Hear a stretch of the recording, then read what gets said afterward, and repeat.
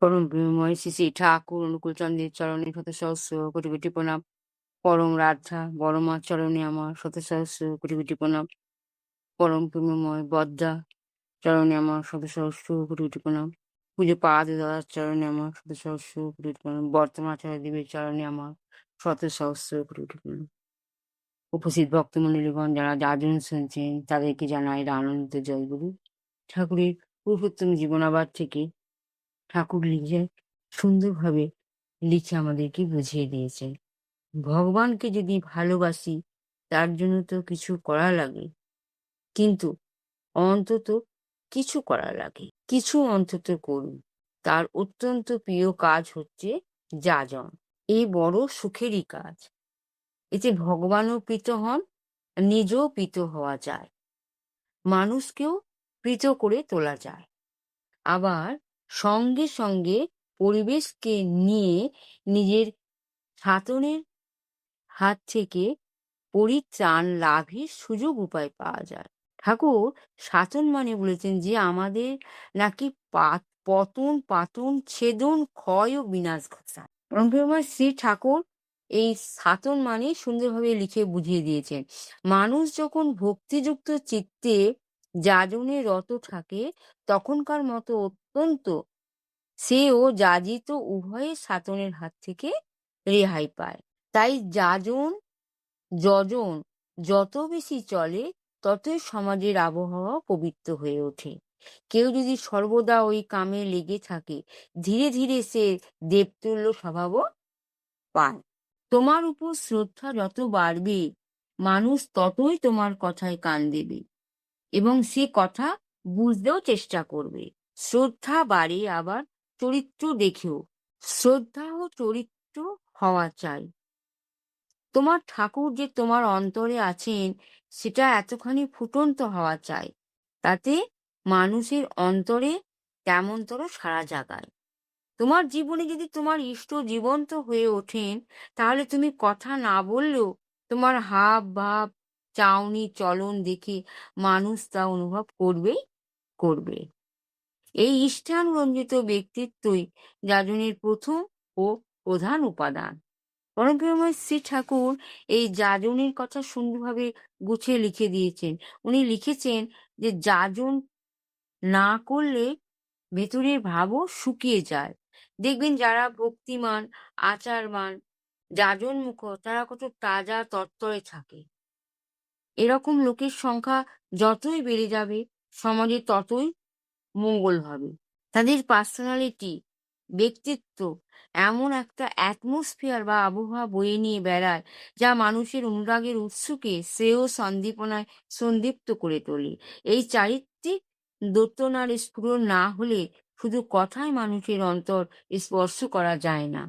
পরম প্রেমময় শ্রী ঠাকুর এই লেখার মাধ্যমে সুন্দর করে বুঝিয়ে দিয়ে গেছেন যে ঠাকুরের যে কাজ আমরা করি, ঠাকুরের কাজ করা ঠাকুরের অত্যন্ত প্রিয় কাজ হচ্ছে যাজন।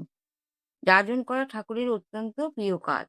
ঠাকুরকে নিয়ে চলতে গেলে আমাদের সবাইকেই যাজন করা দরকার। যাজনে যদি মনে করো মানুষকে আমি উৎফুল্ল করতে না পারি তাহলে আমার খামতি আছে, এটা ভেবে নিতে হবে। আমার মনের মধ্যে যাজন করার ভাব থাকলেই শুধু হবে না, যাজনটা প্রস্ফুটিত করার ভাব মনের মধ্যে আনতে হবে। এই যাজনের মাধ্যম দিয়ে পরমপিতা আমাদেরকে অনেক কিছু জিনিস শিখিয়ে দিয়ে গেছে। যাজন করতে গেলে এমন শিক্ষিত হওয়া যায় যে 2 মিনিটেই মানুষ দীক্ষার জন্য পাগল হয়ে ওঠে। যদি এত সৎসঙ্গে আমরা যাচ্ছি, সবার মুখেই যাজন শুনছি, ঋত্বিকদা যাজন করছেন, যাজন ভালোভাবে করছেন। এই যাজন শুনে মনের মধ্যে এত সুন্দর মন স্বতঃস্ফূর্ত হয়ে উঠবে যে দীক্ষিত নয় সে যদি যাজন শুনে ফেললো সেও যে দীক্ষা হতে চাইবে, যে আমি সদ্গুরু দীক্ষায় দীক্ষিত নেব। যাজন শুনে সে মুগ্ধ হয়ে গেছে। ঠিক সেইভাবে পরমপিতাকে নিয়ে চলতে গেলে আমাদের ছোট্ট ছোট্ট জিনিসগুলো আমাদেরকে চিন্তা করতে হয়, যে এই চিন্তা করার মাধ্যম দিয়ে আমাদের পরমপিতা আমাদের সঙ্গে সব সময় থাকেন। নাম ধ্যান যেরকম আমাদের মধ্যে দরকার, নাম অজপা করতে বলেছেন পরমপিতা, সেই যেরকম নাম যেরকম জপ করি, নাম জপ করি যেরকম সারাদিনের কাজ আমরা সুন্দরভাবে সুষ্ঠুভাবে করতে পারি, ঠিক সেই রকমভাবে যাজন যদি আমাদের সুন্দর হয়, যাজন শোনার পরে যে বুঝতে পারবে সে বুঝবেই, আর ঠাকুরকে নিয়ে চলার মতন ক্ষমতা তারও বেড়ে চলবে। ঠিক সেইভাবে যাজন করা আমাদের উচিত। যাজন তো আমরা করি, কিন্তু মানুষ তো তেমন আকৃষ্ট হয় না।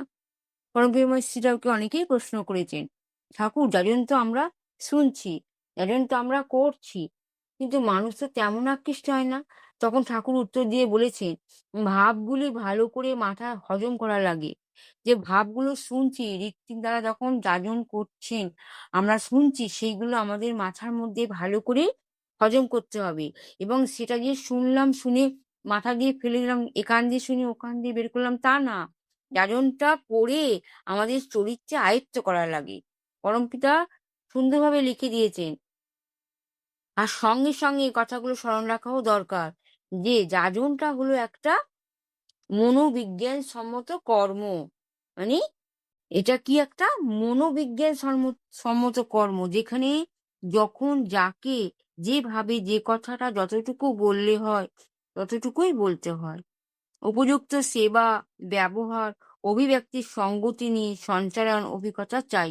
ঠাকুর সুন্দরভাবে বলেছেন, যাজনের সংকেতের মধ্যে দিয়ে আমাদের যে কথাগুলো দেওয়া আছে ওইগুলো অভ্যাসগত করে ফেলতে হবে। তাহলেই আমরা যাজন কি করব, সুন্দরভাবে করার প্রয়াস করতে পারবো। যাজন হচ্ছে ঠাকুরের অত্যন্ত প্রিয় কাজ। এই প্রিয় কাজটা সবাই করতে চায়। ঠাকুরের প্রিয় কাজ সবাই করতে চায়। কিন্তু এটা একদিন করলে হবে না। রোজ, রোজ করতে হবে। যেরকম আমাদের ঘুম থেকে উঠে ইষ্টভৃতি রোজ, রোজ করা হচ্ছে। ঘুম থেকে উঠেই আমরা সদাচারে নিষ্ঠাভাবে পরমপিতার সঙ্গে নিজেকে যুক্ত করার জন্য আমরা ইষ্টভৃতি করছি। এই ইষ্টভৃতি করছি, যে নিজেকে যুক্ত করে ইষ্টভৃতি করছি ঠাকুরের সঙ্গে, আমাদের আত্মার কানেকশন করে আমরা নিজেকে তৈরি করছি যে আমি ঠাকুরেরই হয়ে উঠবো। ঠাকুরের মতোই আমি সমস্ত কাজ করার চেষ্টা করব। ঠাকুর যেভাবে মানুষের সঙ্গে ভালো ব্যবহার করেছে আমিও সেরকম ভালো ব্যবহার করব। ঠাকুর যেভাবে নির্দেশ দিয়েছেন আমিও সেই নির্দেশগুলো মেনে চলে নিজেকে চরিতার্থ করে আমি সুন্দরভাবে এগিয়ে চলবো। এই যে মনোভাব আমাদের মনের মধ্যে যখন আসবে, তখন তো আমি ঠাকুরমুখী হয়ে উঠবো।